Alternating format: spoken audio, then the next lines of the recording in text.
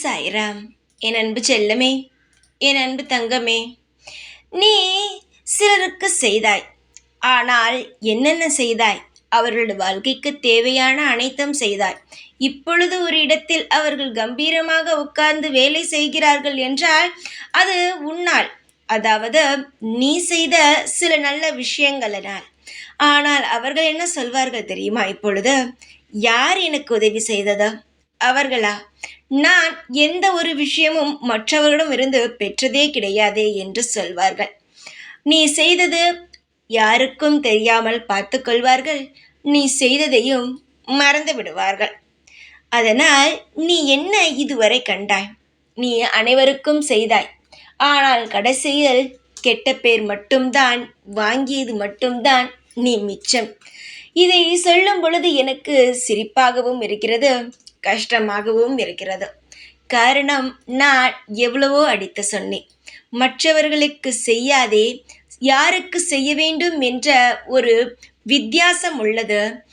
அதனால் செய்யாதே என்று சொன்னேன். ஆனால் உறவு, நண்பன், இப்படி பல வார்த்தைகளால் மூழ்கிவிட்டாய். இந்த உலகத்தில் பிறந்தால் எப்பொழுதும் உறவுகள் இப்படித்தான். அது உண்மைதானே? நான் உன்னை ஒன்றும் தவறே சொல்லவில்லை தங்கமே. ஆனால் நான் ஒன்று சொன்னேன், எந்த ஒரு விஷயத்திலும் மூழ்காதே. எல்லாம் எப்பொழுது நம்முடைய கழுத்தை அறுப்பார்கள் என்று தெரியாது என்று. நான் ஒன்று சொல்கிறேன், நன்றாக காதில் வாங்கிக்கொள். இதை கேட்கும் பொழுது உனக்கே சிரிப்பாக கூட இருக்கலாம். அப்படியே என் வாழ்வில் நடந்தது போலவே இருக்கிறதே என்று. ஒரு நரி, அது வாயில் எலும்பு துண்டு மாட்டியது. அதனால் அது படாத கஷ்டங்கள் பட்டது. அந்த கஷ்டப்படும் பொழுது அது ஒரு சொன்னது என்ன தெரியுமா? என் வாயில் இருக்கும் எலும்பு துண்டை யார் எடுக்கிறார்களோ அவர்களுக்கு நான் நல்ல பரிசினை கொடுப்பேன் என்று. அப்பொழுது இது கஷ்டப்படுவதை பார்த்து நாம் அந்த பரிசை பெற்றுக்கொள்ளலாம் என்று நினைத்து ஒரு கொக்கு வந்து நான் எடுக்கிறேன் என்று சொல்லி அந்த வாயில் இருக்கும் எலும்பு துண்டை எடுத்தது. எடுத்துவிட்டு எங்கு பரிசுத்தா என்று கேட்டது. அதற்கு நரி சொன்னது, பரிசா? உனக்கா? உன்னுடைய வாய் என்னுடைய வாய்க்குள் தானே இருந்தது. நான் அப்படியே கடித்திருக்கலாமே, கடிக்காமல் உன்னை விட்டுவிட்டேன். இதுவே உனக்கு மிகப்பெரிய பரிசு தானே என்று சொல்லி ஓடிப்போ, இந்த பக்கமே நீ தலை வைக்கவே கூடாது என்று சொல்லியது. இதிலிருந்து நீ என்ன புரிந்து கொண்டாய்? செய்வது யாருக்கு என்பதை தெரிந்து செய்ய வேண்டும். நீ தெரியாமல் செய்து விட்டாய்.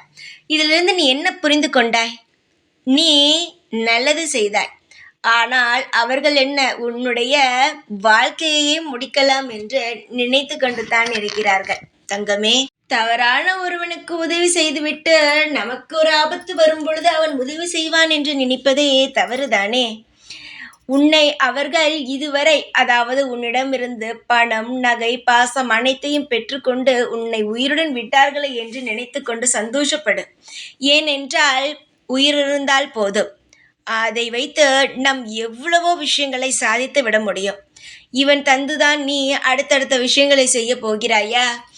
நீ செய்தவனிடமிருந்து பாசமும் கிடைக்காது, அன்பும் கிடைக்காது, பணமும் கிடைக்காது, உறவென்று ஒரு மதிப்பும் கிடைக்காது. நீ தெரியாமல் மற்ற அனைத்தையுமே செய்து விட்டாய். அதனால்தான் இப்பொழுது நம் இவ்வளவு செய்தோமே, நமக்கு ஒரு ஆபத்தென்று வரும்பொழுது யாரும் செய்யவே இல்லையே என்று தவிக்கிறாய். பார்த்து செய்ய வேண்டும். பார்த்து செய்யாவிட்டால் இப்படித்தான். புரிகிறதா தங்கமே? உனக்கு எல்லாம் செய்ய முடியும். யாரையும் எதிர்பார்க்காதே. எல்லாவற்றையும் இழந்து விட்டாய். ஆம், ஆனால் எல்லாவற்றையும் திரும்பி உன்னால் சேர்த்து உன்னால் பழைய மாதிரி என்ன, அதைவிட பிரம்மாண்டமாகவே உன்னால் வர முடியும். அதற்கான திறமையும் அதற்கான உழைப்பும் அதற்கான அனைத்து விஷயங்களையும் நீ தனியாளாகவே இருந்து செய்வாய் என்ற நம்பிக்கை எனக்குள்ளது. நீ எதையும் நினைக்காதே. உன்னுடைய வாழ்வில் நீ நிச்சயமாகவே உன்னை ஏமாற்றியவர்களை விட மிகப்பெரிய இடத்திற்கு வருவாய். எதையும் நினைத்து கவலைப்படாமல் சந்தோஷமாக அடுத்து என்ன செய்யலாம் என்று யோசித்து முடிவெடுத்து இனி யாரையும் நம்பாமல் உன்னுள் நீ எதுவாக இருந்தாலும் வைத்துக்கொண்டு சந்தோஷமாக செய். சீக்கிரமாகவே உன்னுடைய காயத்திற்கு மருந்து போட இந்த சாய் வந்து அனைத்து உதவிகளையும் செய்வேன். தைரியமாக இரு. எப்பொழுதும் உன் கூடவே இருப்பேன் இந்த சாய்நான். ஓம் சாய்ராம்.